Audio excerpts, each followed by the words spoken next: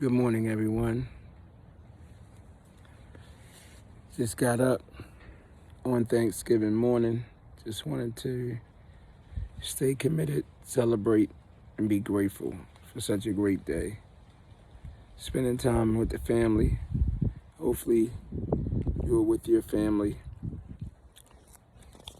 Or even if you're alone, remember you're not alone. We're putting love out there for you. And God never leaves you alone. God is always there with you. I'm blessed to know that I could wake up in the morning and not have a hangover from being out at the club or doing something crazy and insane. Only thing I recall doing last night was falling asleep on the sofa and waking up. Been up about 2 something, just working on some things, doing some cleaning. Because to me, I believe that sort of support for your wife, to the kids, is a very important priority. I'm not going to be the guy that's going to sit around and watch my wife clean and cook while I consciously can sit there and do nothing and watch TV or do things. I just feel guilty. I feel guilty thinking that I have arrived and I just sit back while everybody do. Was not raised that way.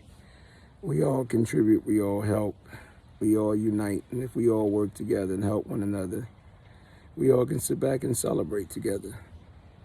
That's really important.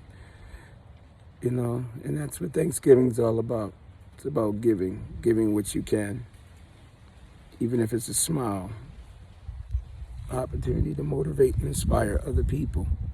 Even this morning, getting up and working out is an inspiration for somebody out there that probably found it hard to get up. Probably went out and got drunk or high or drugged up or something because you just can't handle the pressures and all the things that's going on in the world today. So you just want to hide. You feel paralyzed. You feel depressed. You feel out of it. But if you hold on to prayer and meditation and 3 most important principles: honesty, being honest with yourself about your reality; open-minded, being open to possibilities and things that don't judge you, but things that compliment you and help you recognize your honest reality and try to move forward. And number 3, a willingness, which is faith. Faith in the unseen, knowing that faith is believing in the things that you can't see, but you know it exists. You know it's in your heart. You know it's in your soul. You can feel it. With those 3 foundational principles of the spiritual program of recovery, empowerment, transformation, you can't go wrong. Those are the foundations to all the other steps that you take. Total of 12, but those are 3, the most important 3. And the other ones just add and complement and build on you once you have that strength. I don't say it with arrogance, but we all have to remember, until we learn to love ourselves and learn to really take care of ourselves and really learn to look at ourselves, all other things are just like distractions from the true you. Took me a long time to realize that you cannot allow things to distract you from who you are. You got to make sure people are bringing you to a level of not information, but transformation. Transformation is giving you universal principles. It's not some man's principles, but it's human principles. It's principles of humanity, universal principles that connect to spiritual truth. The truth don't need no support because it got enough support. It's connected to all things that are good and flow together and connect.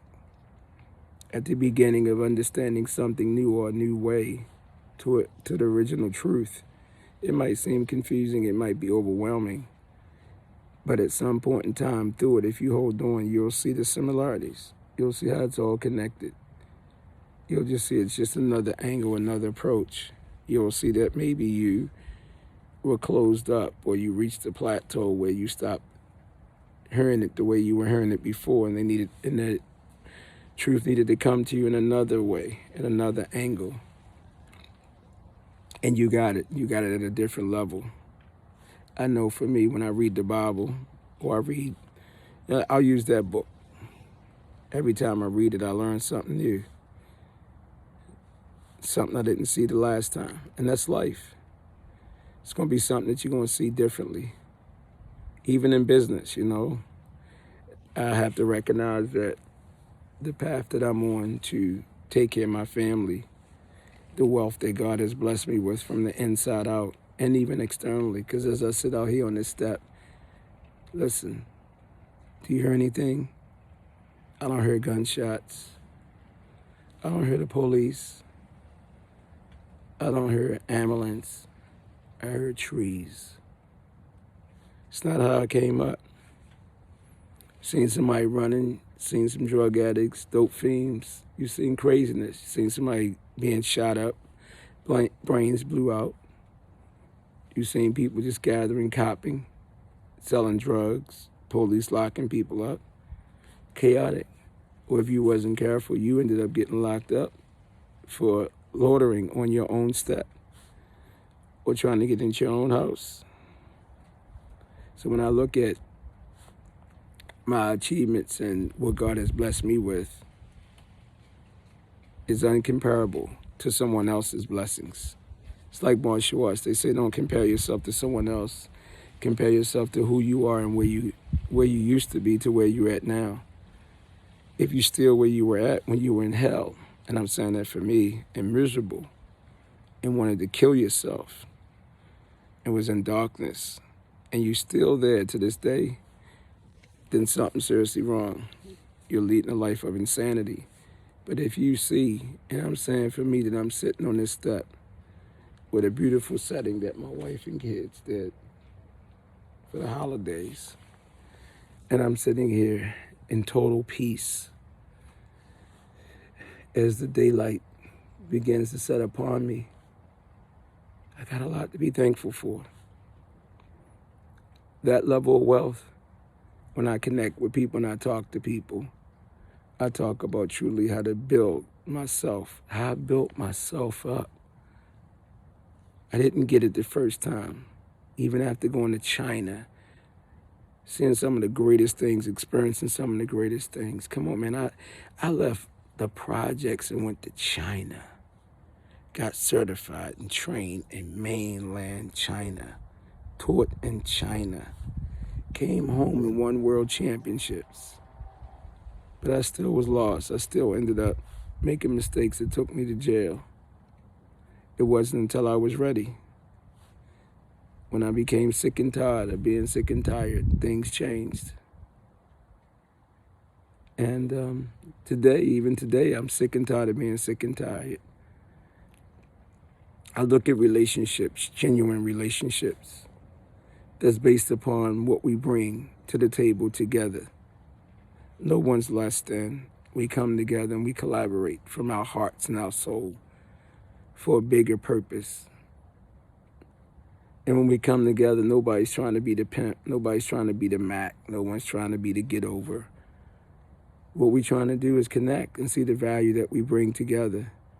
And if we all bring value, we all can unite and break bread and take value to other people so then they can come together. Once you do that, we all are blessed. We all benefit. Growth, relationships is not based upon one side. It's based upon all of us working and eating together. For me, being sick and tired is wasting my time with people that continue to play, and they play these games. And, as a humble person, you push so hard just to do what your parents said do. Go to school, show respect, treat people like you want to be treated, my son, and get a good job, take care of your family, and, you'll have a good life. I understand that now, that good life is what's inside you. And regardless of what happens, because you're going to meet people. I don't care how much money they got or who they are. You're going to meet people that lack immaturity. They're going to have an ego. They're going to have pride. They're not going to be secure enough to allow us all to break bread. For me, I cannot allow that to happen, because You're not beating me down. You're not hurting me. What you're doing, you're affecting my family. Today, that's why I push so hard. When you strike out to try to do something that hurt me, you're attacking my family, because all I do is for my family. All I do is for God, family, and community. I realized a long time ago I had to find a way to love myself, because I wished I was dead a long time ago. Once I learned to love me in a jail cell, and I learned to become my best friend, my commitment came to a point where it was like my purpose was recognizable. And what I recognize is that if I'm still practicing martial arts in this jail cell and being homeless, that means this is my gift. This is my vehicle used to empower and touch people. Not for the purpose of a black belt, not for a title, not for anything, but as a vehicle of transformation, going down deep. The black belt don't make you, you make the black belt. Whatever information people give you, if it don't complement and enhance you, as Bruce Lee said, the student is always more important than the individual systems, concepts. Whatever you buy, you're more important than it. And if someone's trying to tell you that you can't achieve or succeed without it, they're lying to you. Because if you don't work it, if you're not committed and disciplined to work it, it ain't gonna help you anyway. To me, a true teacher, a coach, brings out what's already inside of you. God has given us everything that we need to be great, to change the world. And it's important for us to take some time to go inside and not be distracted. In this constant world of information, your focus is off your center. You're so focused on all these other things. You think you need so much information, and you forgot about transformation. When you're transformed, you can be at peace with the now, the moment. Just like for me right now, I'm grateful. I can smell the air. Look at how long I've been sitting here talking to you. Still no gunshots. Still no insane things happening. Just peace. As my family sleeps, as I wake up and I kiss my wife and I kiss my kids every day, it's me showing how grateful I am for what God did to me and did for me. Who I am is God's gift to me, and what I do with that gift is my gift back to God. And that's for all of us. Happy Thanksgiving. Be grateful, be thankful. Know that God never leaves your side, and He only gives you what you can bear. Blessings.